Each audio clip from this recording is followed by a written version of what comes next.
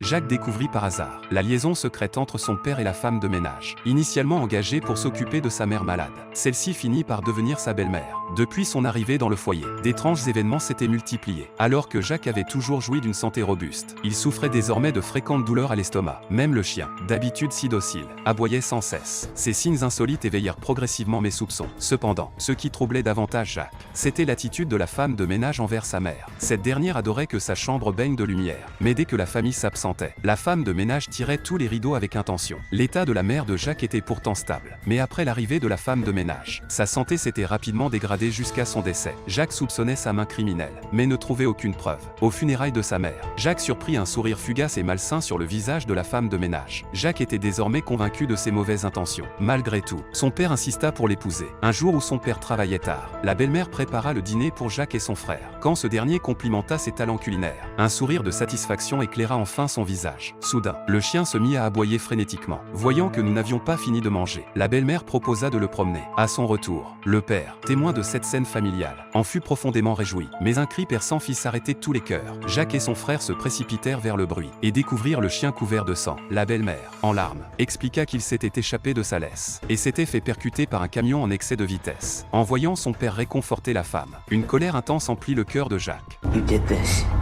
You killed her. Wait, that's enough. Like you killed my mom. Jacques exprima enfin ses soupçons refoulés. Mais à cet instant précis, les douleurs à l'estomac le reprirent de plus belle.